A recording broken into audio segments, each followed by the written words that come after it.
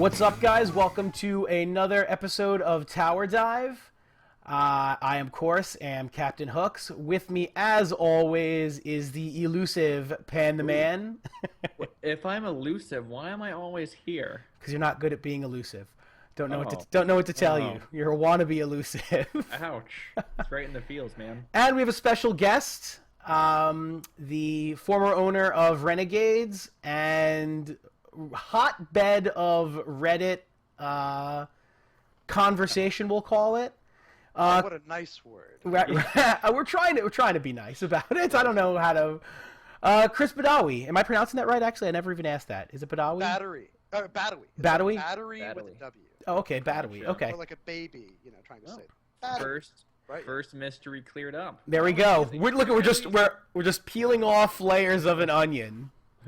So how's it going? Parfait. Thank you so much for coming on the show. First of it's my all, pleasure. it's awesome to have you here.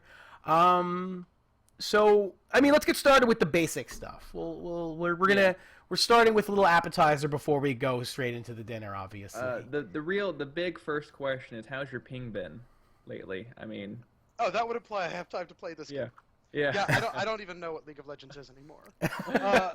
I heard it's a game. I used to be a player. I used to love to play this game, and then, I got a job. Oh, within the game.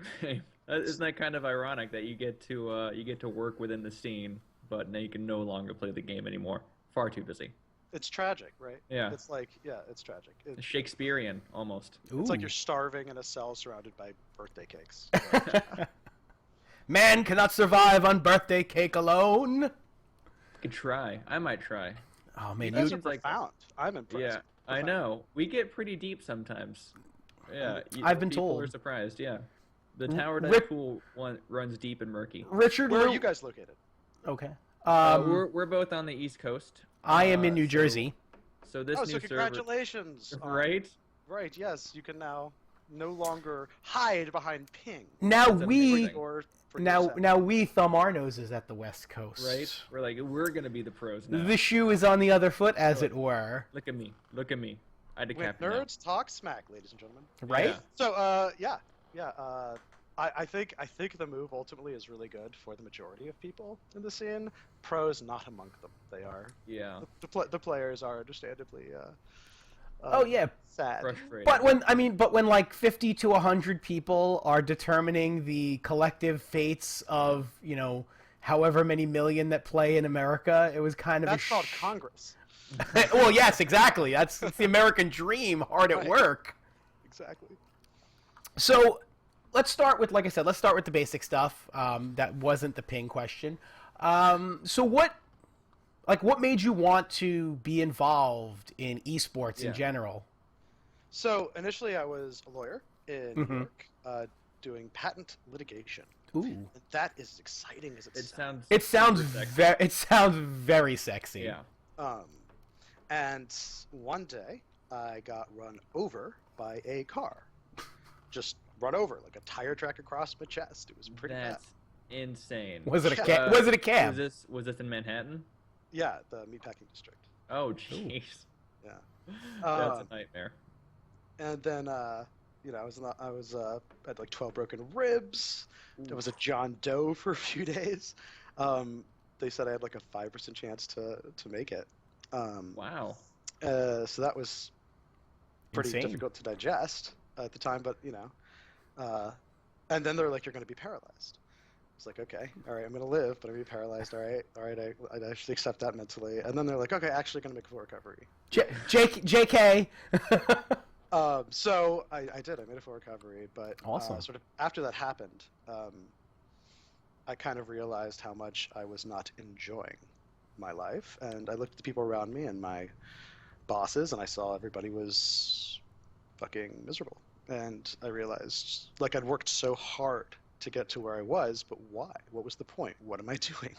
Why is this the path I am just automatically going down that brings me, no joy? So I quit, and I took a year and I sailed around the world, It's awesome. trying to figure out what I wanted to do next. And Wow. when I kind of looked in my heart, I realized that, like, historically throughout my life, like, I have always found the most joy in gaming. Like from Magic the Gathering to poker to board games to computer games.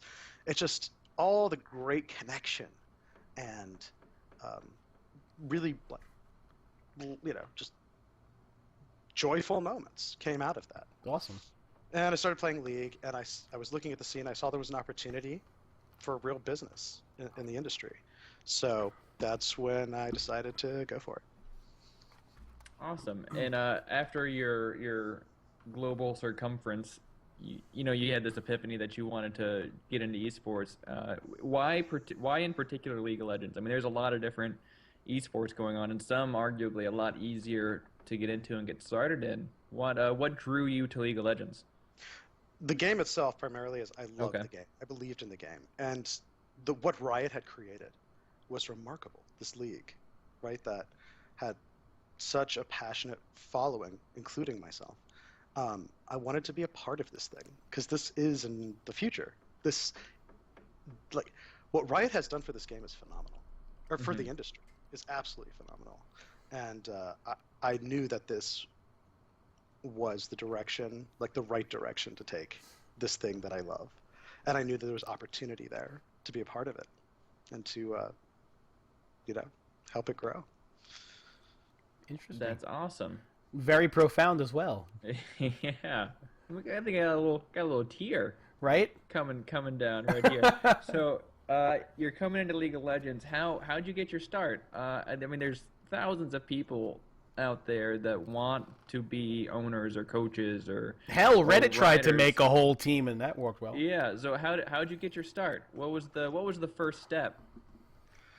Email people. Yeah. Is I know it that easy?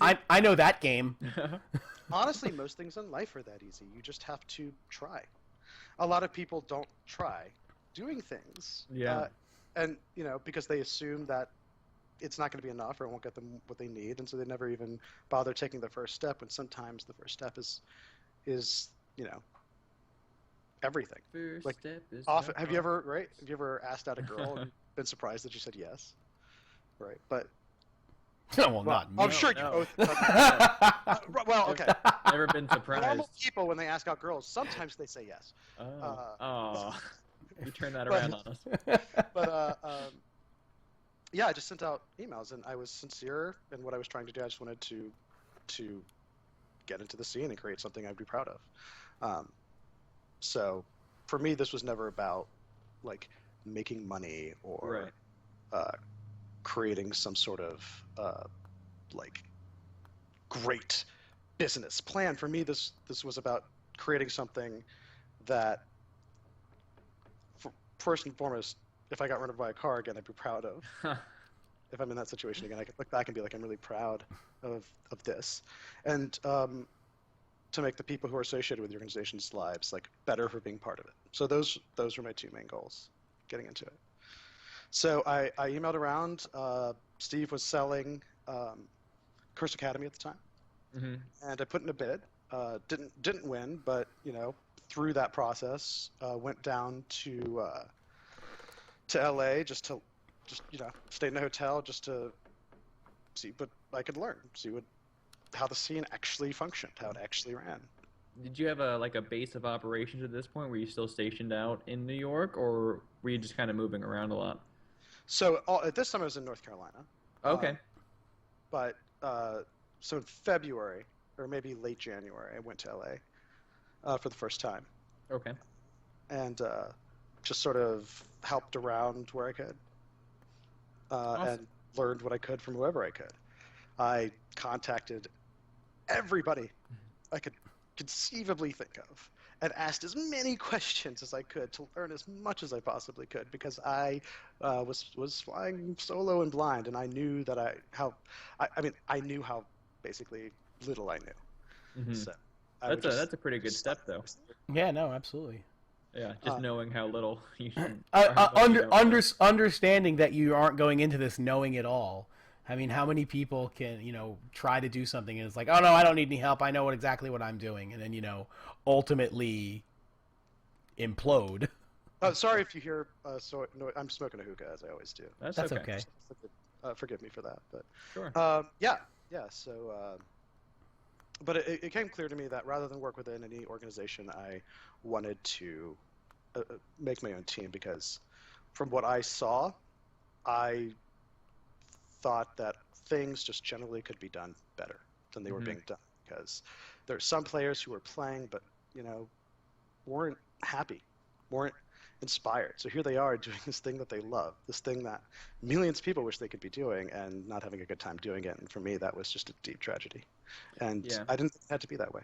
League has a pretty high burnout rate for pro players. Lots of pro players don't make it through more than 2 seasons without uh, like serious reconsiderations of like what they're doing with the legend. It is kind of sad. I mean, you look at some players have been playing Counter Strike, you know, for their entire lives. They started off at like Quake, and they're like, "Oh man, no, I'm playing Counter Strike," and then they play that until like this day. They're still playing like Counter Strike Source competitively, and Yeah, that's super impressive. You don't see a whole lot of that in League of Legends. No, right. I mean, League of Legends. Your average player, peaks at like 18 or 19. It's like, oh, they're on the downswing of their career now. Look, he's almost old enough to drink. Like Saint Vicious is the only one who like defied the convention of the professional gamer, where he was like 24, being a professional gamer. Is he Yeah, only Tyrus is kicking 24? ass too. Sorry? Is he only 24, Saint? Yeah, he's still, God, he's still. goodness, I'm older than Saint. You What are have I done with my life? Should have not. been pro. You're not balding though. Not that. There's that. Although nobody knows that I wear a hat. You might be completely bald under I there. could be. No, I'm not. I have too much hair for my own good. Oh, It's gross. It's, That's- not something I want to talk about. I'll be gross. honest with you. yeah. That's not an interesting topic. No, Yeah. that's not. I'm not editing that out. As a matter of fact, you're gonna have to own that one forever. Oh, I've been owning it. I've been owning it since my teenage years. It's okay. I've come to terms. So you wanted to start your own team because you didn't like the way that some players basically. So what was I'm trying to phrase this question in a way Where that do you makes go sense. from there? Yeah, think, is the I next guess. Question. So Sure. you know what you want to change, right? And you have an idea in your head. Well, uh, I learned a lot. Like, I was very much disillusioned because when I Uh-huh. showed up, I believed that things were sort of better than they actually were. Right, because it seems like almost like a utopia from the outside in. You, Yeah, you know, you kids- gotta play video games for a living. Kids you playing get games, getting sponsors. paid, yeah, and living in Yeah. houses. And there's that PR machine. Oh yeah, Yeah, So that's true. I didn't know the reality, which I think over the last few months has become more apparent to the community. Sort of the issues, the underlying problems, particularly when it comes to players. Yeah, I had no idea. So when I found out, I was like, this needs to, like, I would like to change this if I can, whatever way I can. So I just got lucky and I worked hard, basically, which I think is most people's story in this scene. Get lucky and work hard. Yeah. Yeah, that's nice. And so you know that you want to start your own team. That's obviously the goal in mind. Do you start contacting, I guess, players at this point? Because I know you got Crumbs and you got Alex Ish pretty early on, pretty well far before the Challenger series in the summer even got started. How'd that go? That's kind of interesting. Is how do you get a superstar like Alex Ish and a warlord like Crumbs to come down and start? But what's basically a ranked fives team is what it is at this point, right? Yep, that's all I had to offer. That and a vision. Mm-hmm. So while I was in LA, Alberto left Dignitas hmm because he wasn't pleased with whatever it is that was going on at the time there. yeah. I remember his comment that he didn't feel like anyone was listening to him, and he's like, Yeah. the team is moving on, and I just need them to move on without me. And Right. good on him to understand that, and not just be, again, like you were saying, just a player in a miserable situation, sort of not Right, enjoying so- what he's doing. So I think fundamentally, like, when players are playing for paychecks, there's a problem, because this is something that they love to do, and so I don't think with most players it is necessarily about money more than it is about feeling happy and comfortable and being supported and listened to and in an environment that helps them thrive. I think that because these are kids, right? And Yeah. I think it's really important to people of that age, like, getting your nest egg and your 401k and your retirement plan, that's not concern, right? Then like just being able to wake up and be happy. I think that has traditionally been undervalued by the scene, by the owners in the scene. That like just raising a salary doesn't really solve the issues for like that the players really sort of want or need. They don't just want more money, right? That's not. I don't think that is the solution in this instance. So Alberto is one of those players, right, who could have kept playing, was making good money, but he wasn't happy, so he left, and he was willing to play on a ranked fives team that didn't exist yet, because he believed in sort of the vision that I talked to him about this one day at Applebee's. We couldn't find anywhere else to go to get. It was really at Applebee's. That What'd was Genesis you order? I hope it was after 10 p.m. so you got the half price apps, because that's That was clutch. my first time at Applebee's. I was not as pro. Oh man, because But, Crapplebee's sucks otherwise. It's like a couple days after you left Dignitas. I messaged him and said, "Hey man, I'm here in LA. I'd like to ask you some questions and figure out, the next steps for what I want to do. I know you left Dignitas, and I'd like to hear about your experience and what you think needs to happen to make sure things like that don't happen again." And so we met, and almost instantly he was on board with me. And so he was the first guy on my team. And a few days later, Alex Itch had flown into the country. The team he was going to have played on when he got here had already lost in the qualifying series before he landed. Oh, that's right. I remember that. Right. And it was ridiculous. Yeah, it sucked. He didn't have a team, and nobody approached him because at the time, people, I guess, didn't appreciate his value. Which is insane to Yeah. me. Me too. So, sent Alex a message on Skype and said, "Want to grab some lunch?" Same thing. We had lunch, and Did you go to Applebee's, or had we- you learned? Alex wanted a steak because apparently Okay. Good man. steaks in Russia suck. I So, can't. Doesn't seem like a very cow-rich environment. So I would Yeah. assume so. So we had a steak, and we talked about just told him my vision and what I wanted to do, and he's like, "That sounds awesome. Let's do it." It was really, it's really that simple. I know It's Alex. just a matter of doing. I was saying, I know Alex, at least from what I had read and what I'd heard, really wanted to come to America actually for a fair amount of time because he wanted to bring his family over, but he just needed like a stable situation to have it be, I guess, smart and pertinent. Now, is there truth to that? I don't want to, pry That's into correct. somebody's That is life. correct. It's okay. That's correct. Yeah. So that's awesome. And again, I Alex can't. is here to stay. Which is awesome because I was a huge fan of him back. When he was, Alex Ishon Moscow. on M5, and it's and now he awesome gets to see. write another chapter. Which is Absolutely, and the exciting thing is I want to see him kind of, I guess, stick it to a lot of these other teams that had their chance and just were like, I don't know, you know what? We're set in mid lane, dude. He's better than all of your players. I'm sorry, you look in North America and you look at all the teams and you look at all their mid laners, and the only person who I think could even hold a candle to him is Bjergsen at this point.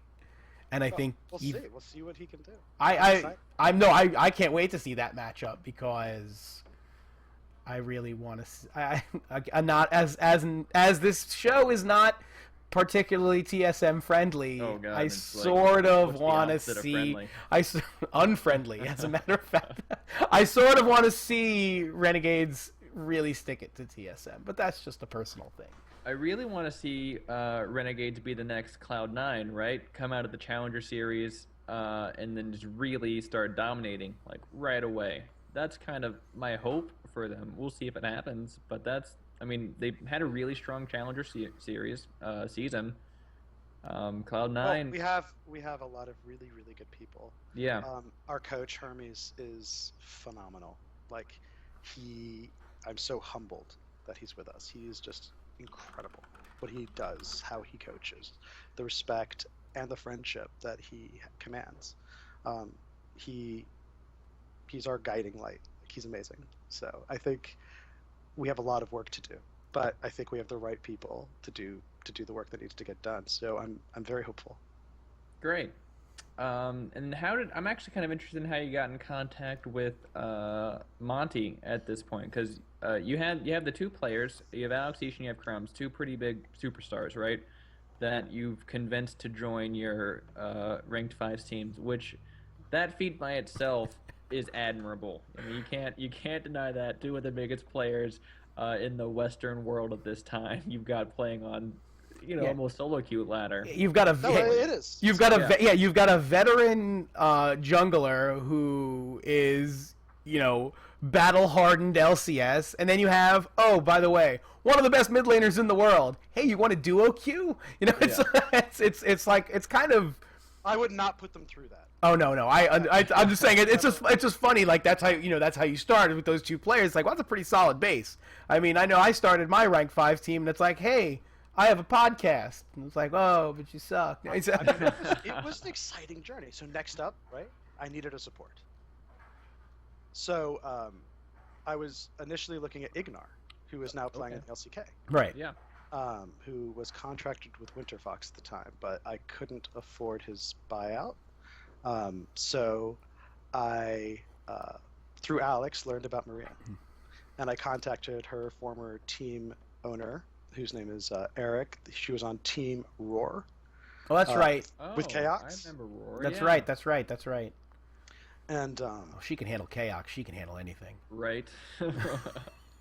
wow. So I mean, I agree. She's amazing.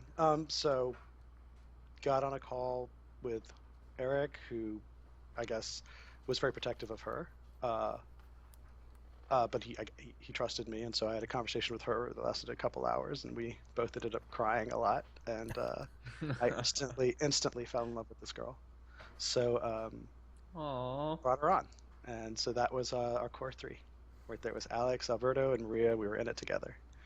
And from that point on, because time was ticking, it was just a matter of finding people with the right attitude to play with us in the other two spots. And I don't know if you know our history, but we had a bit of trouble with the AD carry position. I was gonna say, didn't she play AD carry for you guys for like a hot minute? Well, no. So we eventually got the roster locked up, but then TDK reached out to me and said, hey, I really like your roster. Our players are going to Korea for visa issues, and we need to fill some people in the Challenger Series to play a couple games against TSM Darkness, I think it was, because and it didn't really matter because they'd already assured themselves second or third place. Mm-hmm. So Alex played with them, I believe. Yeah. So what happened was some of the paperwork was late, so we had 5 players that were here in NA that could play. We had Maria, RF Legendary, Alex Itch, Kez, who's TDK's jungler. That's right. And Smoothie. So we had 2 supports. And Maria was just like, fuck it, I'll play AD carry. So we only had 5 people, so somebody had to do it. Yeah. And yeah, she just played AD carry for them in the challengers. That's right. I was saying. I remember her playing AD carry and actually playing pretty well too. She had the highest KDA. Yeah. Series last splits. That's what I was gonna say. I remember her playing really, really well, and I was being like, wow, I thought she was a support. And I was like, yeah, because her Thresh is like legendary. And also through the process, I was deeply, deeply humbled constantly by these kids, because a lot of organizations in the LCS did reach out to them, and not one of them left. And I said, whatever you want to do, I will support. I would not have asked for anything. If they wanted to go, they could go, and they all knew that. And the fact that they all stayed, every single one of them was actually, even my coach was offered a position in the LCS, and they all decided to stay together. It was really. That's awesome that they believed in building something. It's it's rare that you find that. But also the responsibility was really awesome, because I felt I have these people believe in me. You almost become indebted to them. Really, yeah. They're well, like. I needed to do everything I possibly could. But yeah. That was certainly it became really real at that point when they gave up these incredible opportunities because they believed in what we were doing. That was, I mean, that's the moment I completely and totally and utterly just like realized how awesome this responsibility was. That's cool. That's so awesome. So that's yeah. So I mean, Well, so then you lock in Maple Street not long after that, right? And this is where the final. It was after. I was gonna say, well, because it was Jeebus was before. And Yen. And so yeah, our goal was to have Jeebus Yeah. join us at the Challenger Series, but because he's Afghani, that was a bit of a thorn to get that visa through. Right. And then shooters shut down in the United States for 3 Right. weeks. They issued 0 visas in the world for 3 freaking weeks. Yeah. So we had to do something. This was kind of the downfall of TDK as well. Yeah, and so, you know, Eric from Teammates is the sweetest, kindest, most generous owner in the history of the world. He is nothing but like sunshine, rainbows, and goodness. Like he is the sweetest, like he's almost a parody of goodness. He's so good. And so because the team was switching from Maple to Nyan, he wanted to find a good home for Maple. And Maple and Maria were friends from before. And so he contacted me and said, you know, I think this would be a good fit, a good home for him. And we worked it out. And without, Eric didn't want anything. He didn't ask for anything. And just let us have Maple to play with. And Maple ended up being such a blessing for us. So grateful for him. Yeah, no, That's awesome. he crushed it too in the finals, in the Challenger Series finals. I mean, they got him so fed, and basically all the games where he crushed in, Renegades won. So it sort of made kind of sense there. And he's grown a lot as a player. If you look back to his Velocity games way back when, and you watch him now, he's like a totally different player. Some severe talent Oh, Yeah. on that roster. Yeah. He was And definitely one of those players who I don't think ever was in a situation where he felt entirely comfortable. Yeah. And it looked like, and it really looked like the first time, like when he was playing with Renegades, it really looked the first time, it's like, okay, this kid can actually play, as opposed to being like, oh, he's, you know, he's odd He's one's, just Odd One's he's brother. odd one's brother. Yeah, he's pretty good, but, you know, he can't carry. And no, he actually can carry. The kid's got some Absolutely, skills. Yeah, absolutely. Can you provide any insight on why he takes his shoes off on stage? Is that... I've just found it strange, and you see him like after every win. I don't know. He's I like, think you know, yeah, and then I gotta put my shoes back on. Sexual pleasure from it. That's as much as I could get. Okay. Just really likes the feel of carpet and cables on his toes. There you go. Yeah, I mean, to each their own, right? Yeah, listen, we all have our own idiosyncrasies, right? I mean, whatever. So now, actually, that's interesting. So what's going to happen with now Maple Street and Jeebus? Is Jeebus the you know, am I going in a weird territory that I don't belong in? Because We're still figuring everything out. I was gonna say it's kind of what I assumed. But yeah, because I mean, it's a nice problem to have, I guess. It's like, oh, well, we have Maple Street who performed awesome. It's like, or we have Jeebus who is this world-class AD carry. Yeah. It's listen, it's, you know, some teams, you know, have all of these players and none of them are any good. And Renegades has this nice little problem where at ADC you have the potential to have 2 fantastic AD carries. So. Well, I can assure you we're gonna take care of them both, whatever. Yeah. And we're all gonna sit down. I mean, right now we're sort of on a break, but as soon as we come back together in a few weeks, we're all gonna get together. We're gonna figure this out as a team. You guys got some time before spring split. I think you can probably take all the time you need. You got a few days before before spring 1 split or 2. starts. So looks like First time we've ever had downtime, because I mean I can't tell you how emotionally draining it is to go. I'm sure. Like the ranked 5s, right? To the Challenger qualifying series where you play 3 best of 3s, you lose 1, you pack up, you go home. Yeah.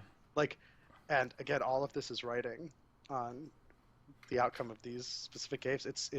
I mean, it was so stressful. You have no idea. I mean, I was a wreck, complete wreck throughout it all. I mean, I did my best to keep it together, of course, but behind the scenes, I was definitely I wanted it so badly for them.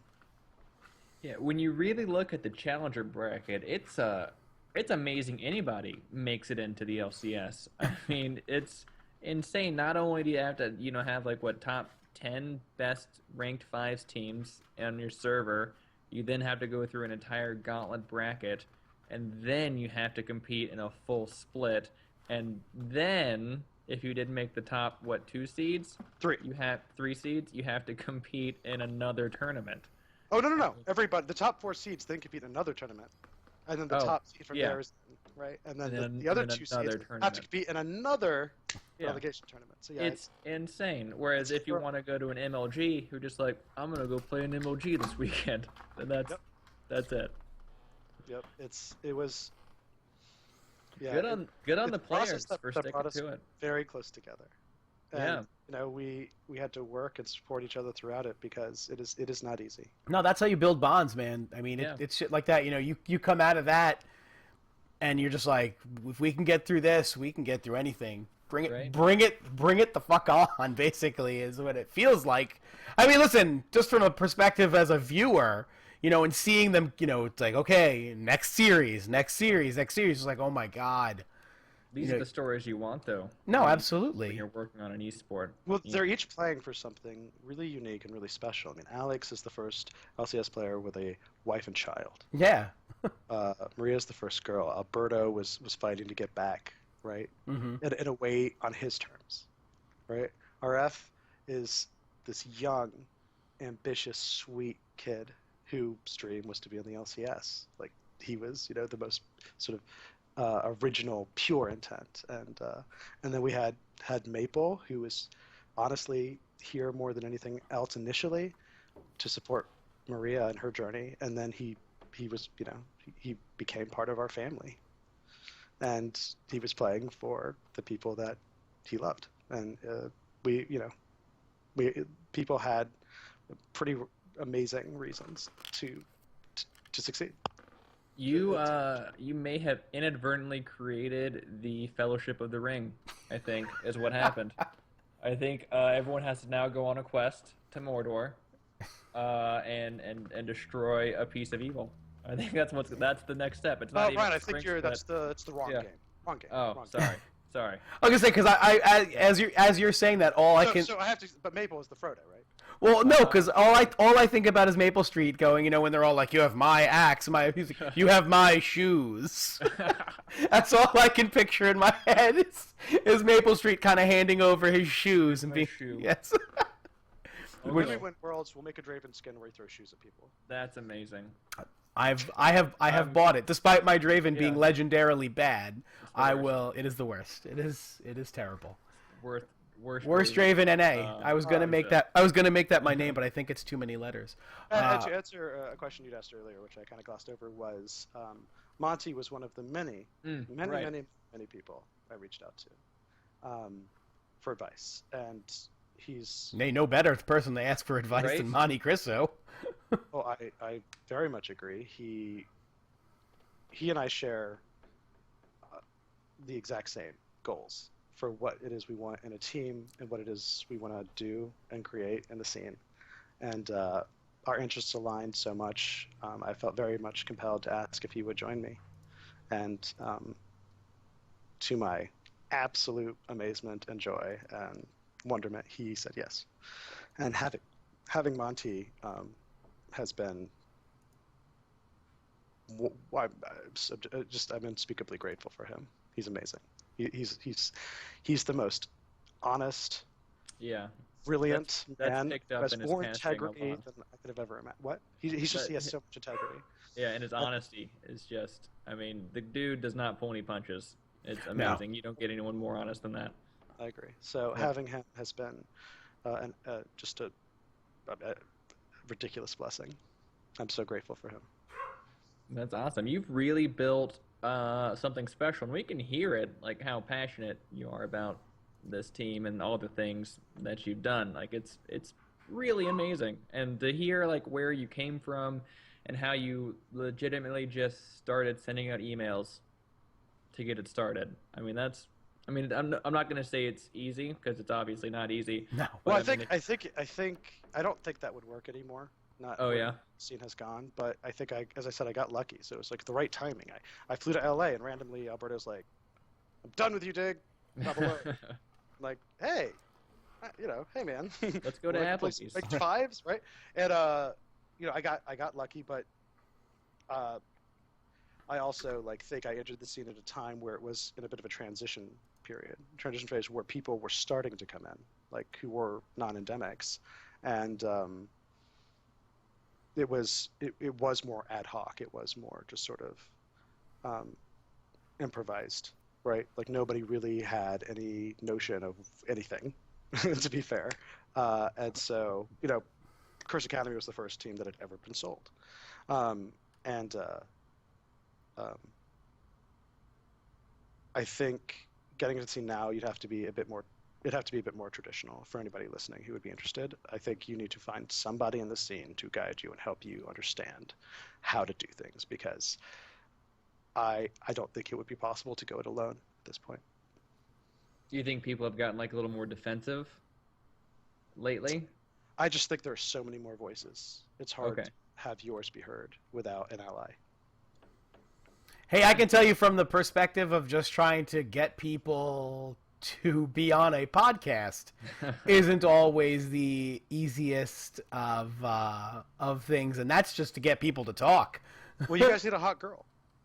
Yeah, I know. Ooh, maybe one day. And I keep telling you, Captain Hooks, that Ryan just doesn't have the sex appeal that you think he does. I don't. I like to think I do. I mean, I really think you do, Ryan, but Oh, I'm that's not sweet. target audience. That's So. sweet. I think you might be. I think you and probably people like you might be our target audience. Yeah. More hot girls. Write that down. That's important. I think I can remember that. I don't know if I definitely need to write that one down. I'm pretty sure I can put that one in the old noggin and just be like, got it.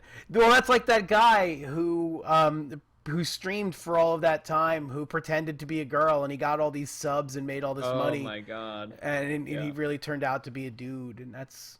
there was a guy that also pretended to be handicapped and streamed. But then he forgot to turn his camera off when he got up and walked away. Stood straight up out of his wheelchair. Walked off. See, he could have... Sounds like a miracle to me. He could have played that off and been like... It's a Twitch miracle. Good God, you've all witnessed it! He could have gone full I finally received televangelist. enough donations.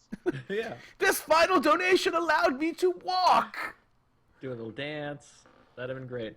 That's what we need. See, we need some sort of debilitating illness or sickness to really bring in the viewers so they feel bad for us. Because we need lupus or something. because finding hot girls, I don't know how our wives are going to feel about that. Yeah, that'd be a little difficult. That's a tough sell, I think. Wow, Well, I mean, it's also esports, so they're mythical creatures, so don't worry about it. Yeah, unicorns. touche. Right, Touche. they don't exist. No grills on the internet. No. So, and I also just want to say, the journey was. It took a lot of mutual support, and I do want to throw a shout out to Riot, who really went out of their way for Maria. I'm so grateful to them during the match on stage during the finals, how accommodating they were to her, and I'm so proud of her for facing these really deep fears and persevering and getting up there and kicking some ass. So she's amazing, and she needs as much support and goodwill as there is in the universe, and she deserves every bit of it. She's an incredible, amazing woman, and I just want to say I'm very humbled by the support that she's received, and so is she, and by Riot as well. What they did was unprecedented and really, really remarkable. They're good people. They are a lot of good people. Good to hear. It's good to hear positive things about Riot, amongst all the shade that's thrown at them at the same time. They do lots of good. Yeah. And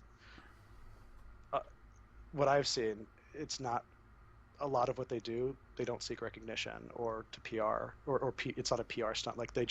They have a lot of good there, a lot of good people, and a lot of great philosophies. So there is a lot that goes on that people don't know about that Riot really deserves credit for. I mean, I can't really be more specific, but yeah, sure. No, obviously, and that's I don't think, and I mean, on We've the talked show, about this a lot on the show. yeah, on the show we give Riot a bit of a hard time. We hold them to a pretty high standard. But at the same time, you have the biggest game in the world. You're going to be held to a high standard no matter what. There is no, and they're pioneers. Yeah, and listen, they doing something that's never been done, and they're going to make mistakes. No, and we've said that they're essentially cutting through the brush, with the they're the machete in hand, kind of walking through the bushes. I don't necessarily always agree with everything that they do, and sometimes their actions can be questionable. I don't think they're a. Well, I don't agree with everything that they do. Well, yeah, we'll get to that. I think what I'm trying to say is they're a young company who has gone so far in such a short amount of time.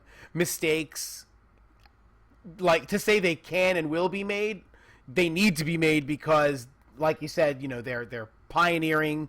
They're doing things that haven't been done, and they're doing it at a speed that has never been seen before in competitive gaming and in gaming in general.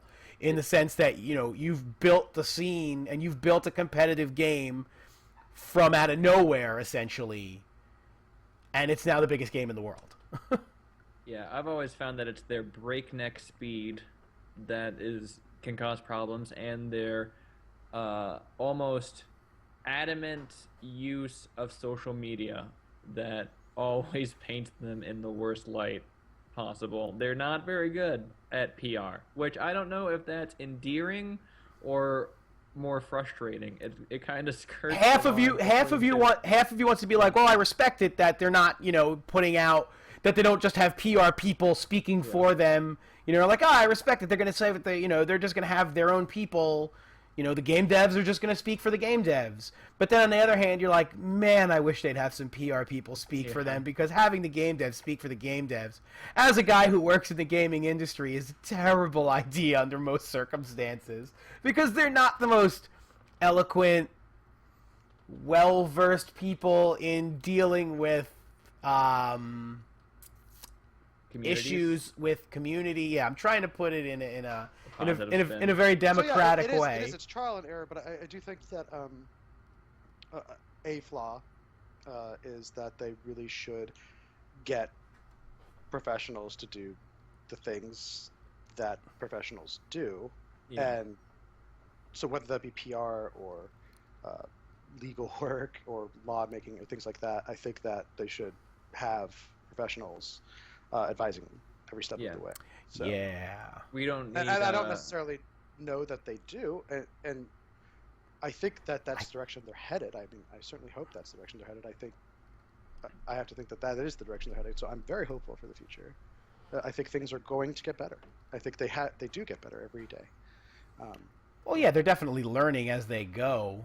I think this is the first positive outlook we've had on the show for as far as the future of Riot. Everyone else on our show, and even us, we get a little tinfoily.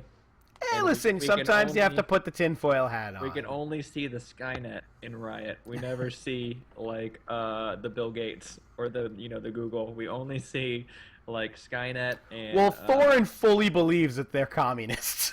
Yeah. Well, they do act a little communist-ish. And Richard is convinced that they are taking over the world. I mean, they're in our schools. I mean, well, you say, well, let's be fair. They kind of are. As far as video games, a little bit, yeah.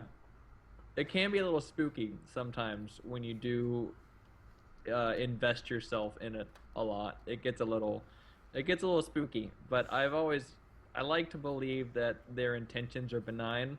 Just sometimes the naivety, being naive, good save, makes them, step in the wrong direction sometimes. At least I like to think that. I don't disagree with anything you've said. Yeah. So speaking of Riot, I think let's jump into, the controversy surrounding you right now. Might as well do it. There's no controversy. There's a little bit of controversy. I don't know. I haven't there's no controversy. I don't know if you've been on Reddit in the last 6 months or not. So what is this Reddit you speak of? You go on the internet and you Reddit. It's like the only website there is now. And it's full of nothing but truth and well thought out, honest people that are just people that are. They're just so the only well-meaning law that exists in the world and in our schools is dictated by Riot, And Yes. the only internet that exists is Reddit.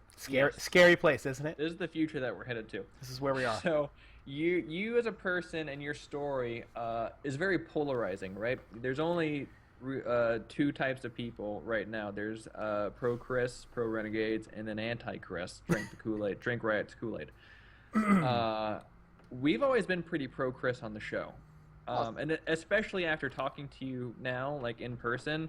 You seem so genuine and nice and passionate. It's tough. Yeah, you seem like that in a negative light. You know, you give a shit, and that's again, and with I fooled you all. as the naivety that Ryan was speaking of. That Yeah. so, but no, so yeah, I mean you know, you look at some of the other teams, you look at some of the other owners, Well, you and can look at MOM. I mean, and you're like, well, what yeah, the that's fuck? I mean that's a perfect example of what never to do as a team owner. I mean that's a blueprint of never ever ever do Yeah. this. After reading about that, I was very much furious. I guess is the word I would It's use. I mean it was deplorable. Well, you know, so I took it upon myself to like help Corey out, and so and Corey's doing really well right now. I can't give you any specifics, but he is.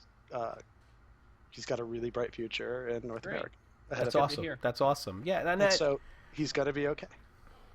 Like he is. He's such a good kid, and he's just filled with happiness. And oh my God, does he like playing this game? well, you definitely could see he did not for quite a while, and Yeah. you understandably so. The situation he was in was probably, in terms of being on a gaming team, one of the worst situations that you could humanly be in. So it's definitely good to hear that he is thriving once again. He because is absolutely thriving. Because I mean, as far as he was really just a kid, you know. I mean, some of these other guys, like, oh, you know, they're 18 or Yeah, Corey's 19, 18 now, whatever. he was 17 at the time. Exactly, saying, you know, he's really just, you know, the whole entire time.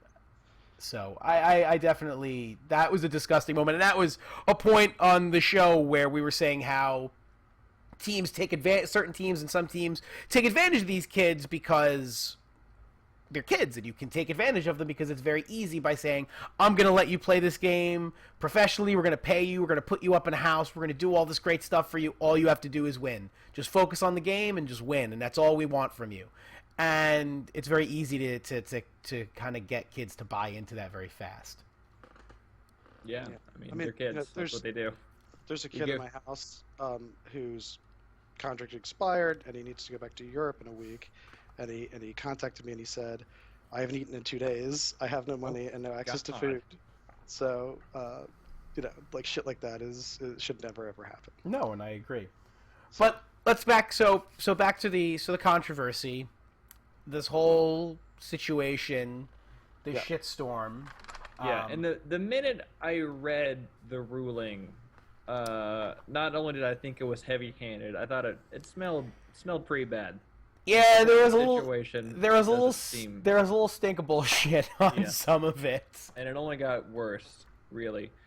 So I'm trying to figure out a good way to break this apart into digestible pieces, right? You can't just read the ruling and then have you explain it because we've You would already put this heard in that. your mouth? Okay. Yeah. All Yeah. right. So, you were, I guess, convicted. It seems like such a strong word of tampering and poaching, right? No. Accused. Accused. I was not accused of poaching. So there's a difference between tampering and poaching. Poaching is when you Oh, they've always been act- used interchangeably. yes, Like from what it's a just a okay. misuse of terminology. Yeah. Poaching is when you actually have somebody who was contracted on another team, you tamper with them, meaning you convince them to leave their team and pay their buyout or whatever that looks like, Mhm. and then they join your team and play for your team. Okay. That is poaching. They have to be on your Yeah. team and play for your team. If they're never on your team or playing for you, then you never poached. Okay. So you were strictly tampering as far as So the I was never ruling. accused of poaching because, well, nobody on the didn't team work ever out. poached, Gotcha. right? Except for Maple, and you know, obviously that was not. But that was obviously But that That's wasn't not- that's not obviously issue. not a that was yeah, that was consensual. yes. So, tampering, and tampering is much more sort of nebulous. The line Like seemed very gray blurred. area. Yeah, it is. Yeah. So, Especially when you're in such a close relationship with some of these players. Like some of these people that you came in contact now are legitimately your friends. I mean, where do you draw the line between tampering and just having a conversation? Well, I mean, keep in mind, when everything that happened that I was accused of, I only had a couple people who said they would play on the team with me. I was some guy. I didn't have a team of any sorts or name or contracts. I was just like you. I met these players while I was in LA, or I met Keith and Qua, so I was in LA. Mm-hmm. My friends. That I was having conversations because I was trying to figure out what the hell I'm doing. Right. As I said, I reached out to everything and everybody I could just to understand and just to learn. So I did not understand, right? I guess what I was. I mean, there certainly was no rule at the time. And that's one of the huge things. Yeah, we're gonna get into that a lot about the ruling inconsistencies. But for me, I see everything as relatively and understandably understandable and benign and pretty innocent. Like when I reached out to Keith, I didn't know I was supposed to talk to Steve. Right. So then I talked to Steve. And that's what I'm saying is so it's like, okay. That's I was doing what I right. Yeah, that situation was so twisted around.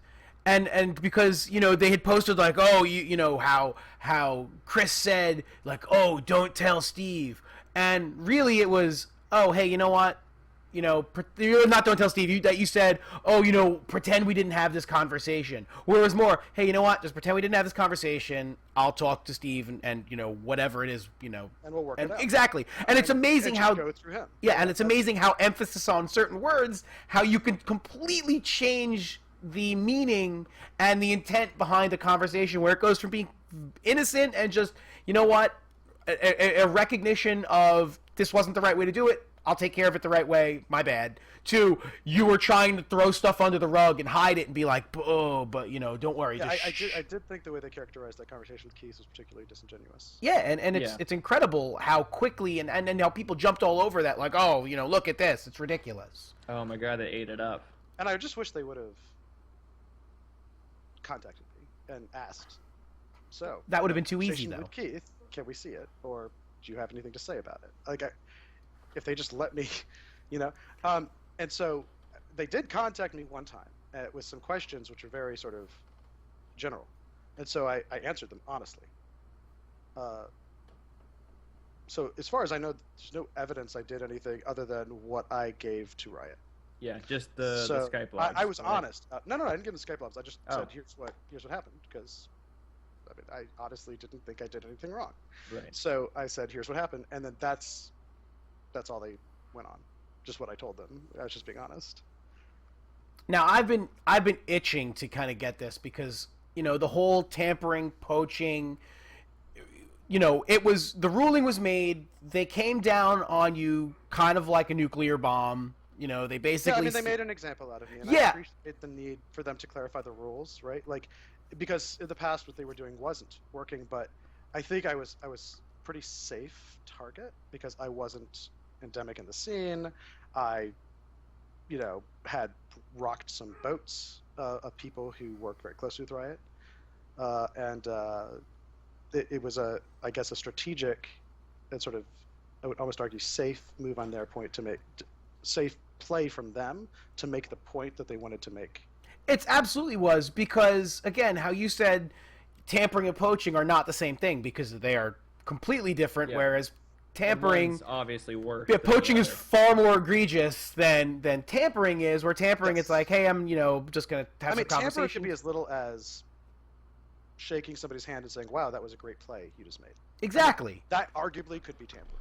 Exactly. Encouraging them to exercise the buyout to join your team because now they like you more than they did before, right? Like, it's such a gray, vague. Oh yeah. Area.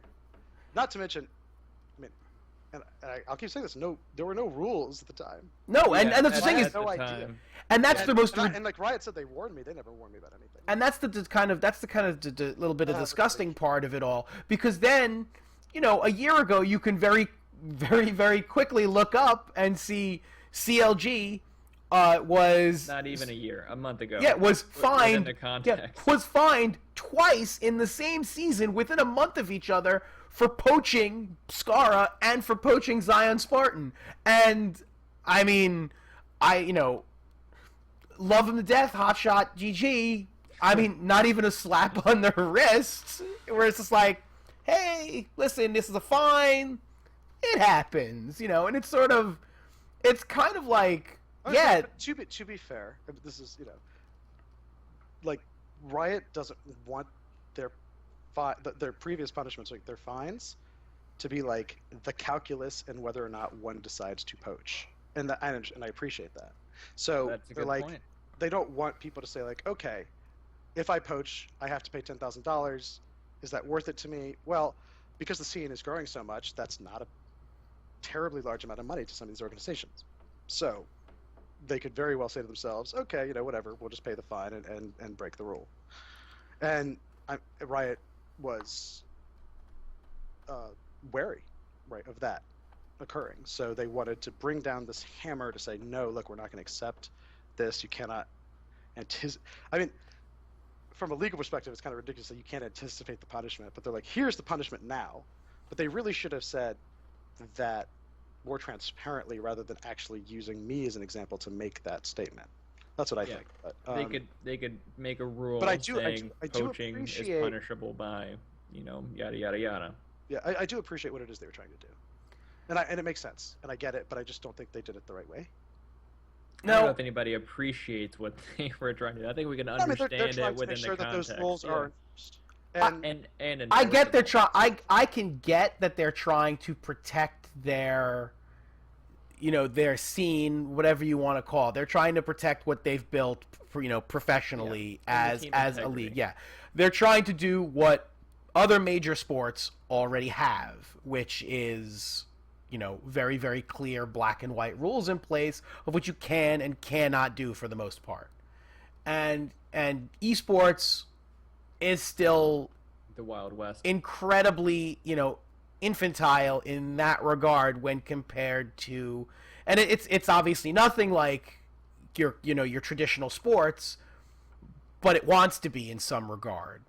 So, they're going towards that direction, but it's a scary direction to go in because in order to do that and to do it properly, things are going to have to change, be it players getting agents or some sort of representation, having a very clear black and white, across the board rule set for teams, for things, for rules that are broken, etc.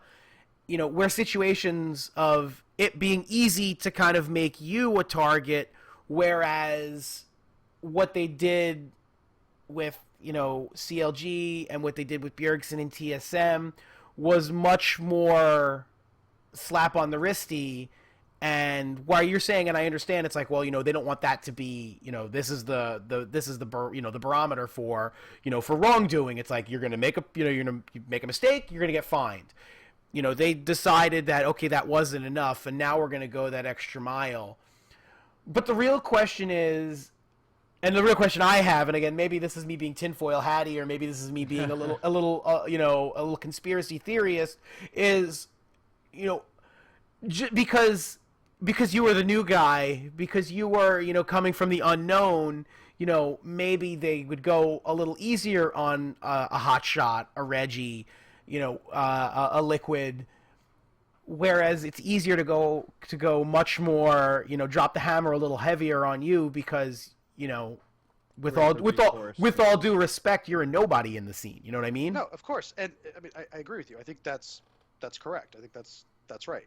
But keep in mind, I came into the scene with quite a bang. Like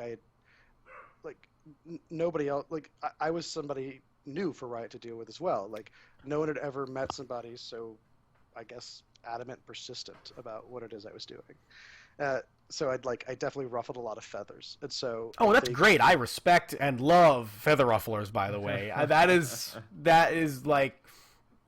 Those are my boys. So, please go on. And so I think, sort of, this was a way to kill two birds with one stone. Kick me out, get rid of me, get their point across about the rules. So, strategically, I think it made sense. It was a little questionable, I would say, morally, but but I understand it. Man, you are so It's much not easy. nicer about this than Yeah, I you're would be. way too nice. Well, You- here's the thing, guys. I think things are really changing, and I don't say that lightly. That's 'Cause, good to hear because um, they've needed a change for a while. So what I mean, so another big goal of mine getting to the scene, and I talked about this with a lot with Bryce because he was my very first contact getting into it. He's an esports lawyer. He goes by esports law and Reddit. Oh, because Yeah. that's esports law. He's Yeah. he's Reddit celebrity. Well, he believes very strongly that the sort of framework for contracts and players' rights and all those things Yeah. are not where they should be. And so No. a Oh, big they're part not even of close. what I wanted to accomplish getting in here was to have, like, this isn't quite the way I wanted it to go about it, but is to have these issues become part of the zeitgeist. To have people start talking about, are players being treated right? Like, what kind of contracts are they signing? Like, You mean are the they ones being that are written in crayon?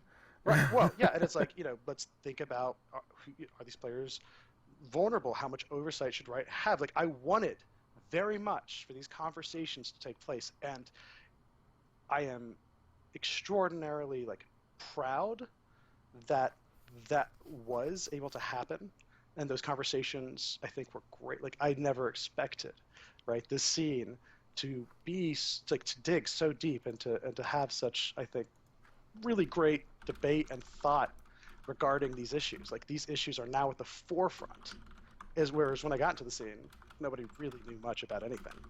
And so I think that is probably, for the scene as a whole, my greatest accomplishment right now. And I'm really proud that those conversations have been had, and that people are thinking about these things, because I think that they deserve a lot more attention than they'd received previously. And because of that, and in some of the conversations I've had with Riot, I know things are changing for the better. They are. Like, we are going in the right direction in terms of everything that's happened. So it's not like I don't think we're doomed to repeat ourselves here. I think we're all banding together to make change that matters. And so I'm really, really optimistic about what's happening. Wow, it's like the Occupy Riot movement down here. This is pretty amazing. It seems like one of the easier steps to take into this whole players' rights, players' representation situation is to just make the players' contracts public, right? And that seems like a pretty common practice in other sports, that everyone can read anybody's contract. It's right there.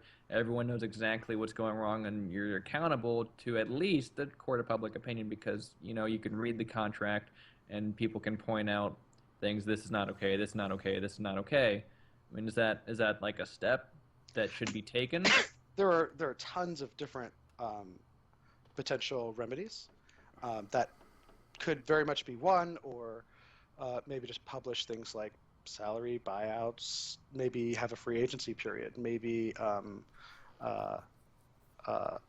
allow, like, that clause I have in my contract that where owners have Right. to players, maybe make that mandatory. Maybe, I mean, there's all sorts of ways we can go about making the situation better, and I know all of them are being considered. And I think over the coming months, things will be decided and things will change for the better. I'm not exactly sure which remedy they're going to employ, but I know that they're thinking about all of them right now. And ultimately, I agree, transparency is important, whatever Right. that looks like, and making sure the players have some access to change if that is what they seek. Right. You mentioned the clause where you're obligated to bring any offer to your players. Is that putting too much responsibility on the players? I mean, like we've said before, that these kids are 18, 19 years old. Are they, capable of making this kind of life-changing decision, like in the middle of a split where all you kind of want them to focus on is the game? You don't necessarily want them to worry about their business decisions. I mean, is this something that, agencies and agents should be taking care of? Or should be taken care of? That didn't make any sense there. Ideally, Yeah. yes, it would be amazing if players had agents to represent them and advocate for them. But it's not practical right now. There's just simply, There's not enough bluntly players. speaking, there's not enough money to get the agents interested in the scene right now. So I guess that's kind of the key. I'll put it this way. Yeah. I think it's better that the players get to decide their fates than somebody else who might have ulterior or contrary motives or interest to the player themselves. So is it a lot to ask of a 17-year-old to have to make these decisions? Yeah, absolutely. It would be better if you had an agent. Sure it would. But given what is available, what we have, I think that the player will probably do for the player what is best. And so I think you can trust the players to make the best decisions right now for them, as opposed to somebody else who might not have their best interests at heart. Just to play devil's advocate here, because I totally agree with you that I think, giving the decision ultimately to the player is probably a good choice. That seems pretty unique to esports. Right? In other sports, it's all about the general managers. They kind of control, the trade as far as players go. And I don't know if there's more or less oversight than having Riot, check all of your Skype logs. But is that, I don't know, it just seems like it'd be almost jarring, right? If I'm a player and I'm 18 years old and I have an opportunity, I'm playing for maybe a low-end LCS team. Let's say I'm bottom 8. And then, but my individual play has been stellar. My team just isn't cohesing. We're not functioning well as a unit. And then I get an offer from, I don't know, CLG, TSM, Cloud9, top tier teams to say, hey, we'll buy you out. We'll put you on our team immediately, with however long notice that Riot requires for roster changes. I mean, is that not jarring? Will that not just kind of shake your world to where you can no longer focus on your play, and then you're starting to think about, oh man, am I moving to a new city? Am I moving to a new house? Now do I have to call my parents? What am I going to do? How do I do this with my bank account? What are my taxes going to be like? Of course, I don't know if 18-year-olds even think about that kind of stuff. They're probably just going to Well, I mean, yes. When you hear the stories from players, it's even been covered, where, for example, Doublelift, when he decided to become a pro gamer, he just sort of ran away from home type situation, and yeah, but he had a crappy home situation. Well, not that he had a crappy home situation, they just didn't support his decisions to be a professional gamer. But he just kind of got up and left, and he didn't know anything about life at all. He was just some introverted kid. But, obviously it worked out for him, but I don't, that's where I like I was saying earlier, where some of these teams can take advantage of these kids because, you can kind of leverage their decisions. So I think, let me make this very clear. Yeah. Most teams treat their players well. And it's getting better. And you think most teams treat their players well? Absolutely they do. Okay. You probably have more insight. I mean, that was a legitimate question. I wasn't being sarcastic about metrics, that. Most teams treat their players sort of well enough to say it's ethical. Could they treat them better? Sure, but yeah, it's not. I think the problem is getting smaller in terms of player sort of manipulation. It still exists. There's still problems. It's not as endemic as I think it once was.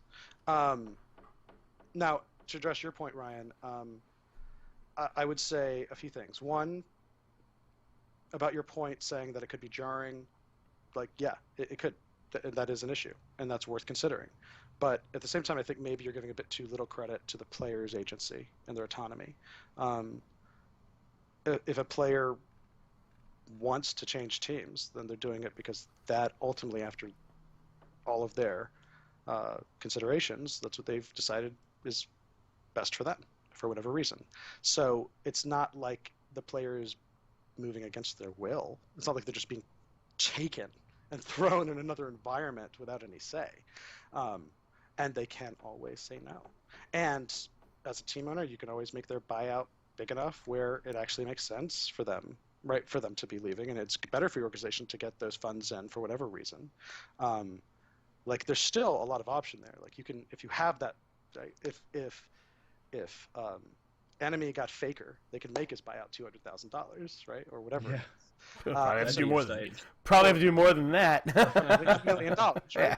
And so if somebody bought him out, well, okay, it sucks they lost Faker, but now they would have $1 million to remake their Try thing. to find a new Right. faker. So it's like there are considerations on both sides. It's not just like I don't think it's fair to characterize it as just putting a kid in a difficult situation. I think options are good for players, and I do also appreciate the side where organizations need protection for the investment that they put into the scene.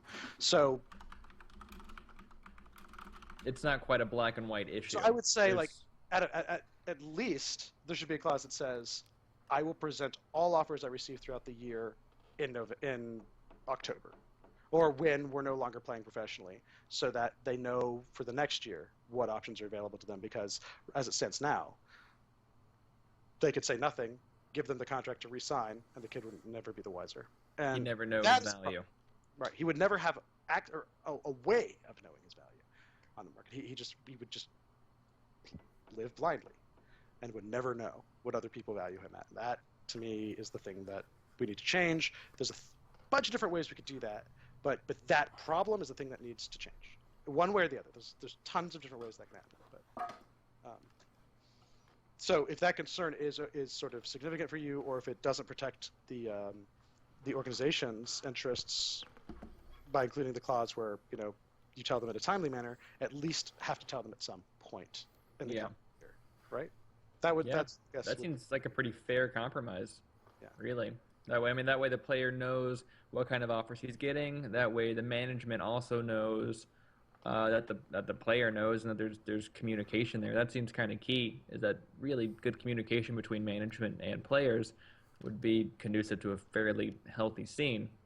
Yeah, and I don't think this is going to happen, but something I would like to see happen is that contracts can be no longer than 1 year, simply because players' careers are so very short, like you were saying earlier. Yeah. I think to lock them up for 3 or 4 years is locking them up for their career, and I don't think that's okay. Especially if, let's be perfectly frank with it, this is a results-based, game, essentially. And you can be locked up for 3 years, have a bad season, and your career could be tanked. And that could be it. Just so you can be locked up for 3 years, and part of your contract is if you're not playing, you're not getting paid. Yeah. Right? Yeah. So if they can bench you. They bench you. Yeah. You're still fucking contracted. Mm-hmm. And you're not getting paid, and you don't have a team. Yeah, and you're not basically proving any kind of amount of worth because you can't get on to show, hey, look, I'm good. Just in a bad situation. Nobody could approach you if they thought you were good. Exactly. Contracted. Exactly. It's not good. No, it's to have contracts that are longer than 1 year, but talking to the people I've talked to, it doesn't look like that is going to change. But if there is some way that these kids could have knowledge of their value on the market, then I'm fine with it. I'm not fine with it, but I'm much more comfortable with that. But right now that doesn't exist. But I really believe that it will soon. Would it be possible to have like a draft? Are there enough players to do like a full League of Legends NFL style draft? If the league franchises, like if the teams that are if the organizations become set and there's no more promotion or demotion, and it's like the NFL or like the Major League Baseball where you have the majors sort of, and each major team has a minor team, then I think we start going into things like draft, where it's a solid sort of. That could be kind of cool. That's more teams in the competitive scene, and then also teams sponsoring challenger teams. Still, it's not that big of a leap from where we are now. And that's how we get young talent, is through the minors, and then if they prove themselves to be better than who's ever on the current rosters, right? It's just like any sport, really. So, I think that league could and might move in that direction. Won't happen next year, but who knows? No, we're probably still a few years at least away from any kind of. Maybe not as long as you think, but I think. I hope that I'm wrong on that, because I guess I'm very glass half empty with a lot of stuff of like that. I would love to see it, because I feel like that is a big step in. I don't want to say legitimizing, because I feel that esports is legitimate, but again, this is coming from someone who follows it, who likes it, who plays it, what have you.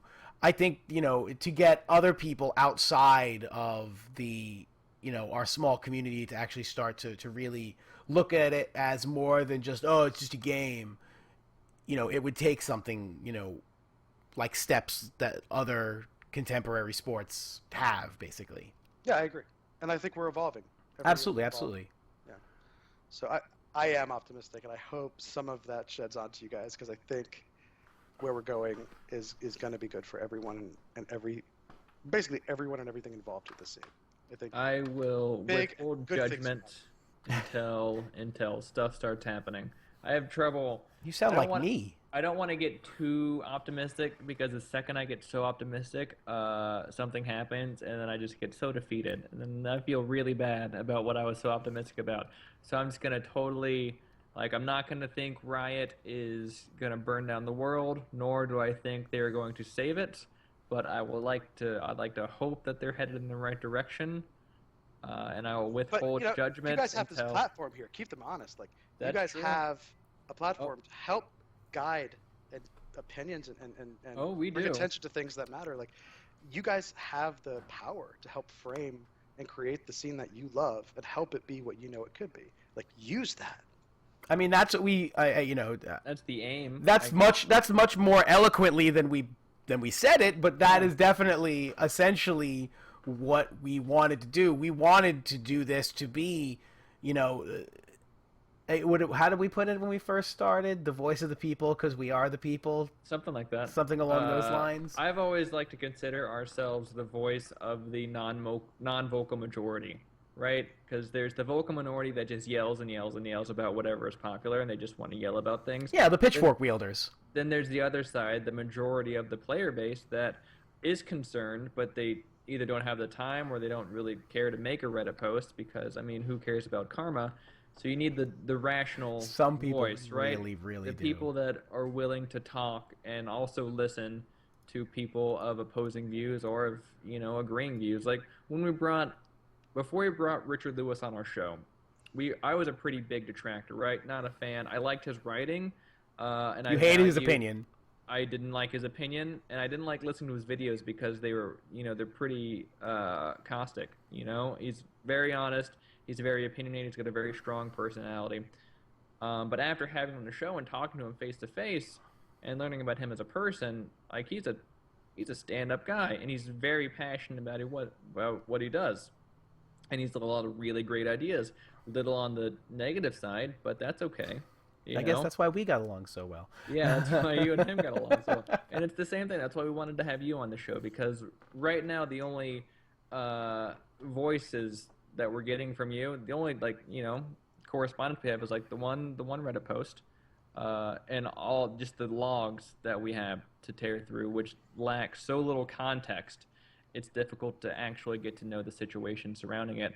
And then we also have what Ramilia said about you and her little I'm staying in league post about how just came to your defense. She says you're the best person that she's ever met.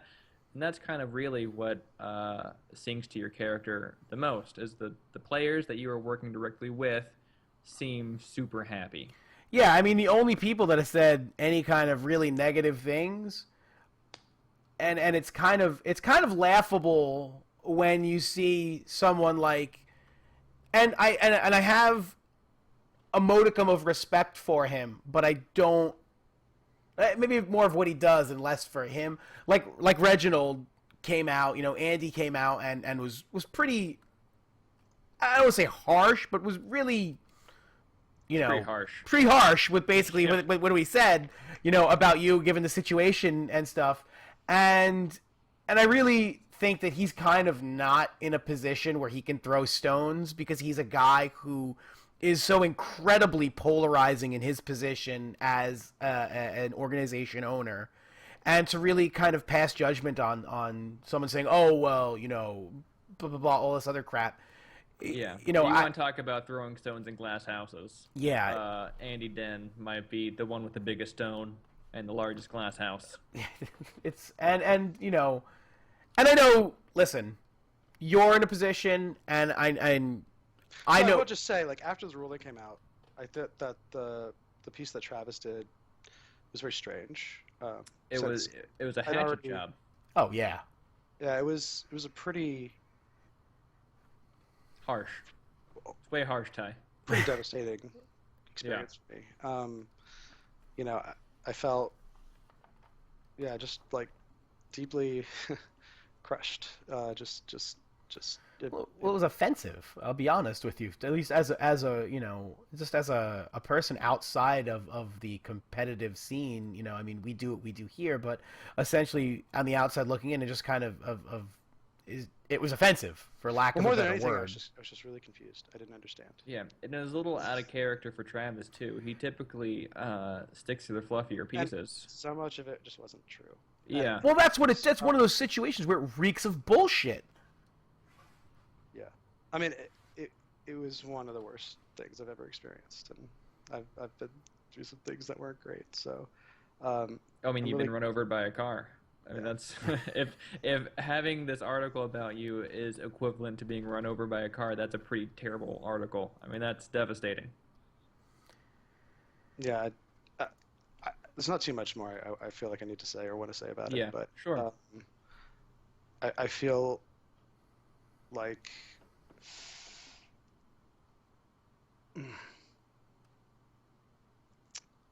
well, I guess You can end it there. I mean, it was a devastating article, and I think once the evidence came out, like I mean, you were very forthcoming with everything, with all your contact with every player that you talked to.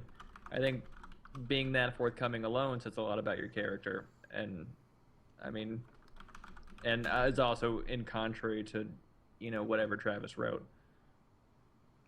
right. I mean, the truth is, I just really do want to make this scene better Yeah, than what and that was just a very difficult thing to deal with, and I'm really grateful it's behind me, and yeah, I'm really again very humbled by the support I got from my team and these people that I love very much. So, yeah.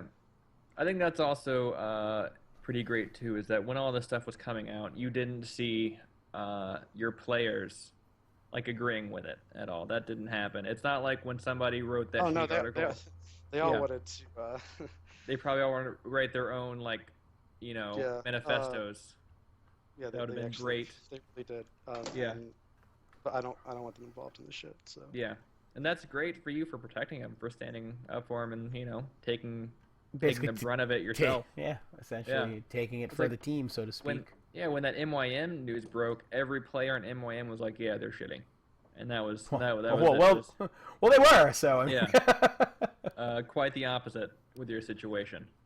So, admirable. oh, well, If thank I you. do say something. No no, problem. and that's I'm trying. I mean, again, guys, I'm just trying to do my best, really, Yeah, in every moment. So I've made mistakes. I'm sure I'll make more mistakes, but yeah, I'm doing my best. I And mean, what was it? Was it Thomas Edison who said it took him like 300 and something tries to invent the light bulb, and they were like, well, I found 300 and something ways to not invent the light bulb or whatever it yeah, was. yeah, well, yeah. I mean, What he so really the only meant thing was I've ever promised my players is that or anyone really, is that I'll do my best, and so that's great. all I can offer. So That's all I can promise anyone to do, is that I will do my best to do what I think is good for the scene. I love it very much. that's great. It's good to see that you're not disheartened either after being raked through the mud, raked over the coals like this. Yeah, it took me about a minute, but I got over Yeah, it. just a minute. So what's the next step? You've got You've got a year to play with, a so. year? Yeah. Well, haven't you heard we're moving to Korea? We're playing in LCK. No, Really? no. I was like, I was really? like, wow, holy That's- crap! That's like my That's- dream. Okay, did you just break news? My dream is to see a North American team go to Korea and actually compete in the LCK. And I don't need them to win. I just want to see them to compete and try. That's like all I really want to see. I think that's even further off. So, Yeah. like, are you the kind of guy who wants to see a baby fight a tiger as well? No, No, it's okay, just no, when that's fair. when I was He I used is. to be- He is. I do. I used to be really into the StarCraft 2 scene, and my favorite player was Huck. He was on EG at the time. A guy from Canada, really talented Protoss player. What was it? The GSL, the StarCraft Korean League at the time, agreed to seed him into their tournament, into their group stage. He didn't have to go through the crazy qualifiers that most Koreans have to go through. They were like, hey, you're a big player. You're obviously really talented. He's proven himself in multiple MLGs. and so they seeded him in the tournament, and he actually did pretty well. He made it into like a couple rounds into their bracket stage, and that was like so exciting to see him on stage every week going against the best Koreans in the world. And that's what I want to see. I just want to see a North American team go over there and really fucking try and give it their all against the best players in the world. Hey, anything can happen. It's Yeah, good. right? You just gotta dream. That's right. If you can dream it, you can. It's true. So what about you? Next steps? We got plans? Or any plans that you a lot can of hard actually work ahead accomplish? in front of us. Yeah. Just a lot of hard work. We might, just a lot of hard work ahead of us. We're gonna do everything we can to be as ready as we can for each other and for our fans to give it the best run that we can. So, I'm personally really excited to see Maria in the pro scene. I'm excited about the whole team. I think that's really good for. I mean, honestly, I'll be, I'm gonna put on my not tinfoil hat. I'm gonna put on my soothsayer hat because just watch, just watch. I'm gonna put my prophet hat on and listen. I'm gonna make my calls. I mean, you guys got a long way to go. There's a lot to do. I definitely see at minimum the top 5 finish minimum. No, that would absolutely be a win by our book. Yeah. Oh, I completely agree. I'm saying, but I definitely think you guys have the talent and you have the pieces in place for it. And I mean, there is no team right now in America that has proven to be unbeatably dominant. CLG. There is no. There is never no. thought you'd hear those words. Yeah. I'm the grossest CLG fan. It's pretty disgusting. I have an undying. I'm gonna use the word faith in CLG. It's gross. Makes me a little nauseous actually thinking about it, but I can't help it. But but America doesn't have that team. Fan of CLG as well. Yeah. America doesn't have that one team that everyone thought it was TSM. It's not. It's not. Yeah. So everyone thought it was going to be TSM. It wasn't. So it's pretty much. I mean, it's as wide open as it could possibly be. Yeah. And it's not like you guys are coming in with, nothing. I mean, to pardon the Renegades pun that I'm going to potentially use here, but you guys got your guns blazing. I mean, hey, no, but seriously, any team you field with Alexish, Crumbs, you've immediately got an edge over a lot of other teams because you have two, just having the stage experience. Yeah, you have two in important positions, and having such talented people all around them to learn from them, number one, and to feed off them. I really feel like you guys can. I mean, like I said, I think a top 5 finish is I don't think it's out of the question in the least. Well, thank you for your faith. I appreciate it. And yes, as I said, we will do everything we can to be as ready as we can be. Now we're all taking it very seriously. The real question is when are the Renegades bandanas going to be sold on the website? Because that's what now. I want. Oh, are they? You can pick them up. We're sold out of the jackets, but we have shirts and bandanas. And we're both looking this up now, right? I'm typing this in right now. We haven't made an announcement yet, but it's up and running. Oh my god, I'm so excited. Oh, F and they are there. And look at that. Maple Street is the one who is adorable. That's amazing. Just adorable. We had shoes, but Maple just refused to. He wouldn't wear them. He wouldn't wear them. Yeah. Just kicking them off. That's pretty great. That's awesome. Yeah, I'm stoked. You got any more questions? I mean, we could talk to this guy all day. No, yeah, and this is how this is how it always ends up on our show. Is we get somebody on and we're like, okay, and it just ends up being just an awesome conversation. And we're not the type of people that are gonna pander just to because yay, we have a guest, hooray! But legitimately, you've been awesome, and it's refreshing to kind of take the story and meet the person, so to speak, and find out that the person is better than the story, I guess is what I'll say. Because, you're always, especially in our line... You have a questionable sense of character. In our...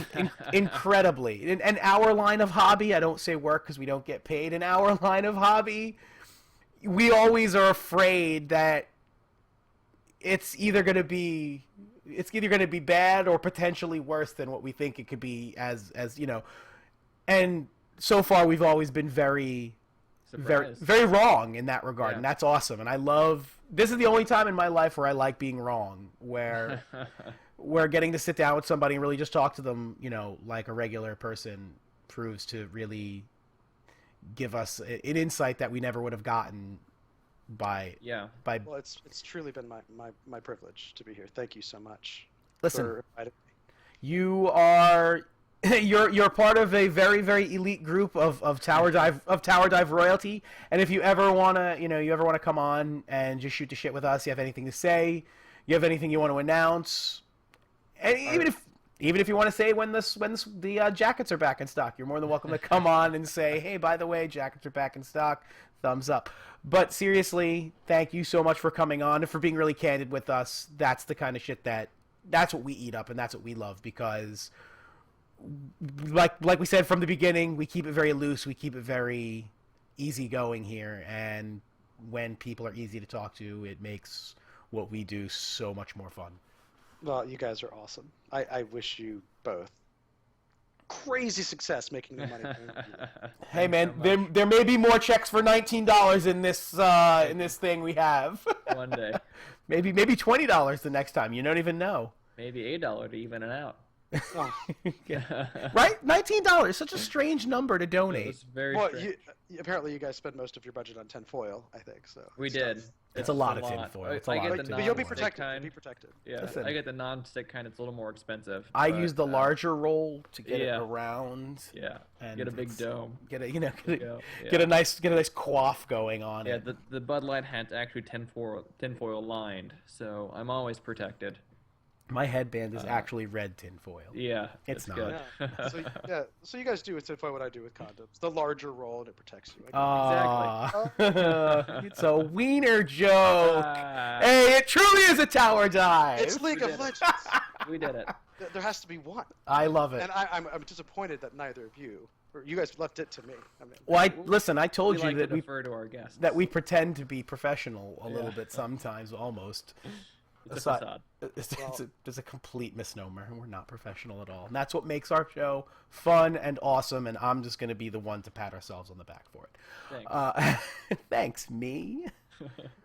So, I mean, I've got nothing else. Do you've got anything else? No, it's been great talking to you. Yeah, anything else you want to add in closing? support these players, guys. Everybody watching, it means more than you possibly think it does. You are not anonymous voices doing nothing or having no effect on these lives. You are imperative to their well-being and success. Please, please support them. They really, really need it. That's great. I There think you that's our solo queue advice for the day, too, as well. Be nice to people on the internet, you guys, especially if you want to see them do well. Yeah, It's a life lesson. yeah. If you like somebody, let them know it. You don't. And if you don't like somebody, just shut up. Yeah, just Jesus. shut up. Yeah. It means a lot. It really does. All right. Well, thank you so much again, guys. Thank you Thank so you. much. This has been another awesome edition of Tower Dive. I, of course, am Captain Hooks. And I'm Pan the Man. He's Chris Badawi. It sounds like battery. Battery. See, I got Badawi. it. Yeah. Or if you have a speech impediment. Thank you guys again, and we will see you on the Rift. Bye-bye.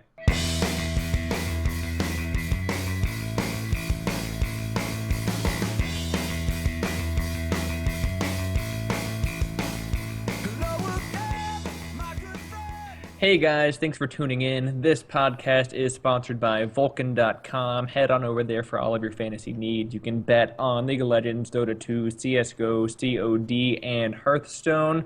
If you use the promo code CPTNHooks, that's Captain Hooks, they will match your initial investment up to $1,000. It really helps the show out, so it'd be great for you to support us. Thanks for tuning in. And as always, you can catch us on social media at facebook.com/TowerDivePC, youtube.com/TowerDive, twitchtv.com/TowerDivePC, and of course on Twitter at TowerDivePC. Thanks for watching, you guys, and we will see you on the Rift. Bye-bye.